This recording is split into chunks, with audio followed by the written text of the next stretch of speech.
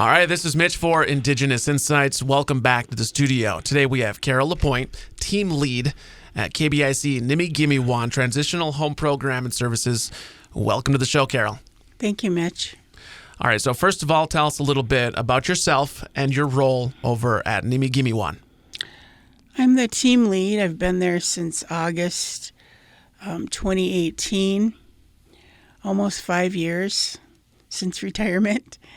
And I have enjoyed learning the process of everything and running our grants and applying for more grants. We used to just have OVW and OVC grants. Now we have, we also had a VOCA grant through the state of Michigan, which we still do. And we now have an Indian Health Service grant for domestic violence programming, which is intimate partner violence program, and it's currently vacant, by the way, in case anybody's looking for a job as a prevention coordinator. This allows us to do prevention in our programming, which is allowing us to go into the community, to the schools, New Day, etc., doing prevention of domestic violence or intimate partner violence. You know, I really like to see the use of the language, Anishinabe and our language as part of the process of decolonization. You know, utilizing our language is one of the most significant things that we can do. Can you tell us about the name, Niimigimiwang? Niimigimiwang. Back in the day, like around 2009, when we were first, our transitional home was a vision then. And then we had a women's advisory group. We were trying to think of a name that would encompass what our vision was, and that is to help empower women and men to get through their storm. And Niimigimiwang means dancing in the rain. We had an elder interpret, and we found it, Dancing in the Rain, we found it from this quote, "Life isn't about waiting for the storm to pass. It's about learning to dance in the rain." And so we said, dancing in the rain, that would be perfect. And so we contacted an elder who interpreted it to be Niimigimiwang. So that's how we came up with our name. And we're using it more now, like you say, to enhance Ojibwe-Moan. And also, we had to change it. It used to be OVW, but we couldn't have it be OVW because when we applied for grants and we wrote KBIC OVW, it confused the grant writers, the grant people interpreting the grants that we were writing, and so they asked us to change the name. Oh, okay. So in 2019, we changed it to KBIC Niimigimiwang Transitional Home Program and Services. All right, and you mentioned some grants and whatnot. Can you tell us a little bit about, the programs and services for somebody who might not know? Well, first of all, our goals are to empower survivors of abuse to become self-sufficient in a safe environment through advocacy, support, and education. We have a 24/7 crisis line and services available at 906-353-4599. If you do not get through to someone after 4 rings, we do have a memorandum of understanding now, and we work with Native American Strong Hearts helpline. Someone from Strong Hearts will come on after 4 rings, and you don't have to worry about that number. It is 1-844-7-NATIVE, NATIVE, but you don't have to worry about that because it automatically transfers over if someone doesn't pick up the phone. So we've had to use that if we've had sickness of staff, or if it's a bad weather day and somebody can't make it in. That's mostly when we use that hotline. we do get, in the state of Michigan, we get a lot of calls. And people are most affected by emotional abuse, sexual abuse, physical abuse, financial abuse, and digital abuse. That's in order what the calls are about. That was for the month of February. I don't know what March will bring. Yeah. We have gotten a lot of calls this month, and mostly emotional abuse. So this might seem like a real simple question, but I mean, can you explain what a transitional home is? I mean, you just take calls? Transitional home differs from a shelter. And we do provide emergency shelter if needed for a night or two. But we really focus on the long-term needs of the survivor and family. And a person can stay up to 18 months. Okay. If they need a longer amount of time, their case will be reviewed, and we can determine up to 2 years. So this is somebody who needs to, how would you say it, escape their home and right. somewhere to go escape their safe. home. They learn a new type of living. They're probably attending counseling. They probably went through treatment already. They probably have a job. They probably need a daycare. They might be attending college classes. All those things that empower them to change their lives is probably happening during their transition. And they've gained the self-confidence they need to live a life on their own with their children or their families. Okay. Eligibility requirements are any federally recognized tribal member living within the boundaries of our reservation or trust lands in Houghton, Baraga, Ontonagon, and trust lands in Marquette is eligible to live at the house.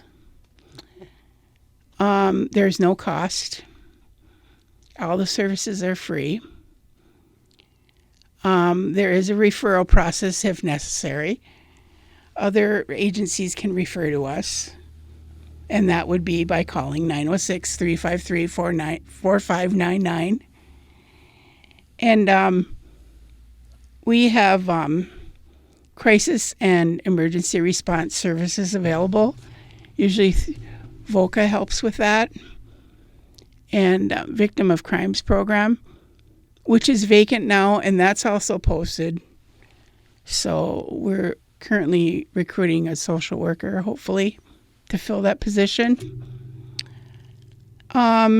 We take residents to their school if they need ride to classes, ride to medical appointments, for their grocery shopping, if they need to go to the hospital or anything like that, health services, and we assist them with those types of things. But we try to let the person make the choices. We don't make the choices for them. It's their choice what they want to do. There are programs available that we recommend, but it's up to them to make that choice, to take those different programs that the community offers. And I do believe another way to stay updated with programs, you have a social media, right? Yes, we do have a Facebook page. It's at facebook.com KBIC OVW. And we do have a website on the Ojibwa.com government page. You know, we got to change our Rock and Eagle one. Can you change the Facebook / Yes. Oh, can you change it? Oh, I would like to. I don't know. That's what we got to figure it out as well. Yeah, I don't know how to do that. Sorry. Yeah. I'm So not an IT person. I have a question. Yeah. And it's a little bit more of a personal question, but I wanted to ask you, Carole, why do you do what you do? What drives you to do this work? Well, I was a victim in my life, and it was a lot different when I was a victim. We had 30 days to make up our mind if we went to a shelter. We had 30 days, and I was a new nurse, and I was a nurse here in the community, and I had gotten beat up really bad. And I sought out services at the Gunlock shelter up in Calumet. And I believe that was the biggest changing point in my life. And I really hope others can experience that life, changing experience in a shelter, because it made me see what I have and what I needed to do to change my life around. And all I can say is that it really helped, and I hope to help others just like that. And I'm a registered nurse, and part of being a nurse was working with a lot of victims as well, who came into the ER or into the hospital for emergency services. You're there to support them and be with them and guide them through the process. Lots of times you're just in shock and you can't believe that occurred, And it's getting the person through that time in their life. Well, miigwech for sharing. Is there anything else that you'd like to mention before we sign off? Just that we have a lot of new programs for prevention, and April is coming up, and that's sexual assault awareness. We'll probably be doing stuff in the community for that, like little workshops or going to places and talking about sexual assault. The school is really important to learn about that. The kids need to learn about consent.